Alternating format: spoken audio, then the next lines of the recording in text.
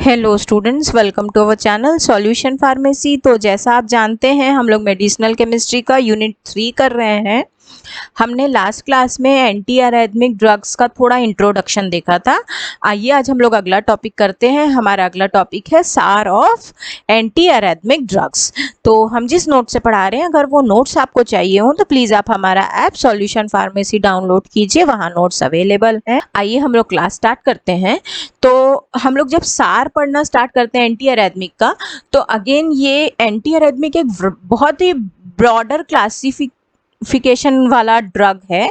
तो इसमें first part होता है sodium channel blocker. Sodium channel blocker drugs को अगर हम एंटी अरेथमिक बनाना चाहते हैं तो उसकी एक्टिविटी कब एनहेंस होती है, जब हम लोग ऑर्थो पोजीशन पर इथाइल ग्रुप रखते हैं। यानी कि कोई भी ड्रग अगर अपने आप को sodium channel blocker anti arrhythmic drug बताना चाहता है तो उसके ऑर्थो पोजीशन पर इथाइल ग्रुप होना चाहिए। दूसरी चीज़ है कि जो डिज़ायरेबल कंपाउंड है वो मिलता है जब हम लोग पायरीडील ग्रुप को रिप्लेस करते हैं एसाइक्लिक अमीन के साथ में। थर्ड चीज़ होती है कि अगर मान लो हम लोग साइक्लोहेक्साइल ग्रुप को रिप्लेस करा दे तो फिर हम लोगों को जो ड्रग मिलता है वो बहुत ही पोटेंट ड्रग होता है। सिमिलरली अगर हम लोग जो पेरिडाइल रिंग है, ये पेरिडाइल पोर्शन है, उसको अगर हम सेकेंड पोजीशन पर लगाए तो जो हमारा न्यू ड्रग बनता है that has the maximum potency, उससे ज़्यादा पोटेंसी और किसी ड्रग की नहीं होती है। सिमिलरली अगर हम लोग डाई आइसोप्रोपाइल अमीन जो है वो या तो फिर 2,6 डाइमिथाइल पिपरीडीन रिंग ऐसा कुछ जनरेट कर देते हैं तो हमारा जो ड्रग है वो वेंट्रिकुलर अरेथमिया के लिए एक बेटर यील्डिंग कंपाउंड हो जाता है। अगर हम लोग सोडियम चैनल से आगे की क्लास में जाते हैं जहाँ पर हम लोग बीटा ब्लॉकर ड्रग्स की बात करें, सपोज एक drug beta blocker and it has to be anti arrhythmic, वो केस में ये देख सकते हैं आप, ये जनरलाइज्ड स्ट्रक्चर है। इसमें ये वाला जो O है वो ईथर है ना। फिर इसके बाद में आपका ये 2 कार्बन की चेन हो गई, एक ये और एक ये ऐसा। फिर इसके बाद में सेकेंडरी अमीन हुआ। तो यहाँ पर जो ये प्रेजेंस ऑफ OCH2 ग्रुप है ये एंटागोनिस्ट प्रॉपर्टी होता है जो कि एरोमेटिक रिंग और एथाइल अमीनो साइड चेन के बीच में होता है।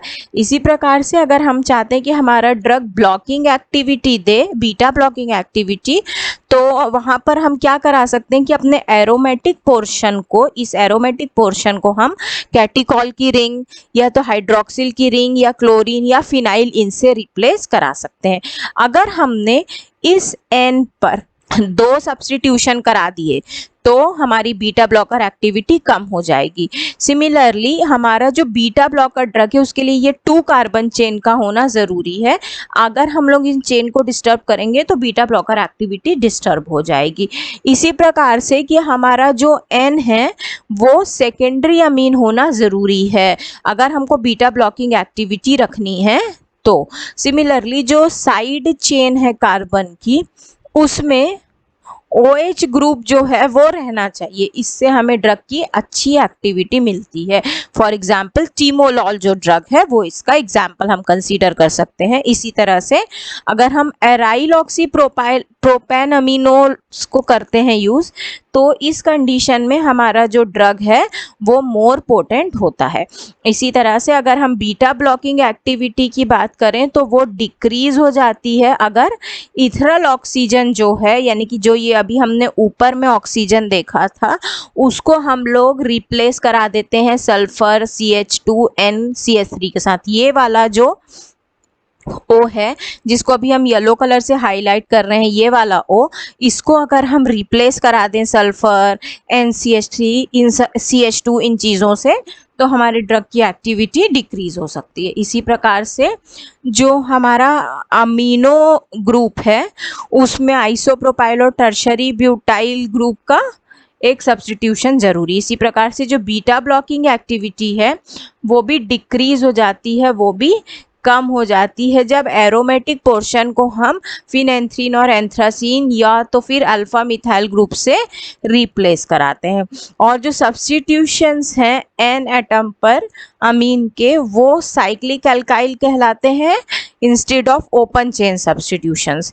इसी प्रकार से जो ड्रग है उसकी हाईएस्ट कार्डियो सेलेक्टिविटी होती है पैरा पोजीशन पे, मेटा पोजीशन पे और ऑर्थो पोजीशन पर। नेक्स्ट है हमारा कैल्शियम चैनल ब्लॉकर ड्रग्स। तो अगर हम लोग ड्रग को कैल्शियम चैनल ब्लॉकर बोलेंगे तो फिर इसका जो फोर्थ पोजीशन है, मतलब ये वाला जो पोजीशन है, यहाँ पर फिनाइल रिंग का होना ज़रूरी है फॉर ऑप्टिमम एक्टिविटी। इसी प्रकार से कि अगर हम लोग 1 और 4 पोजीशन में एक एक्टिविटी कब मेंटेन रहेगी, जब डाईहाइड्रोपाइरिडीन रिंग रहेगी, और जो एक्टिविटी है वो डिक्रीज हो जाएगी जब हम लोग N1 सब्स्टिट्यूशन करा के पाइरिडीन या पिपरिडीन बना देंगे। अब जो एक्टिविटी है हमारी वो मेन कब रहेगी, ऑप्टिमाइज्ड कब रहेगी, जब हम लोग ईस्टर ग्रुप C3 और C5 पर लगाएंगे जो कि इलेक्ट्रॉन विड्रॉइंग ग्रुप होंगे। मतलब कि हमारा जो ये 3rd वाला कार्बन है और जो ये 5th वाला कार्बन है, यहाँ पर हम अगर इलेक्ट्रॉन विड्रॉइंग ग्रुप रखेंगे, जैसे ईस्टर ग्रुप्स रखते हैं जो इलेक्ट्रॉन विड्रॉइंग इफेक्ट शो करते हैं, तो उस समय हमारी एक्टिविटी ऑप्टिमाइज्ड रहेगी। इसी प्रकार से अगर हम लोग C2 और C6 इस पर जो है वो मिथाइल ग्रुप सब्स्टिट्यूट कराते हैं 1,4-DHP से, तो फिर हमारा जो ड्रग है वो हमें ऑप्टिमम मिलता है। बट एम्लोडिपिन जो ड्रग है वो इसमें एक एक्सेप्शनल एग्जाम्पल होता है। तो ये था स्टूडेंट्स सार एंटी अरेथमिक कैटेगरी का। सपोज आपके पास क्वेश्चन आता है राइट द सार ऑफ एंटी अरेथमिक ड्रग्स, तो you have to cover all the points like beta blocker का भी करेंगे, कैल्शियम चैनल भी करेंगे, पोटेशियम सोडियम चैनल वाला भी करेंगे। अगर आपके पास क्वेश्चन डायरेक्टली आ गया राइट द सार ऑफ कैल्शियम चैनल ब्लॉकर्स, तो फिर वो केस में आपको बाकी सारा सार एक्सप्लेन करने की ज़रूरत नहीं है। तो आई होप आपको ये कंटेंट समझ में आया होगा। अगर आपको हमारा ये नोट्स चाहिए हो तो प्लीज़ आप हमारा ऐप सॉल्यूशन फार्मेसी डाउनलोड कीजिए, वहाँ पर नोट्स अवेलेबल है। तो हम लोग अगला टॉपिक नेक्स्ट क्लास में करते हैं। Till then thank you so much.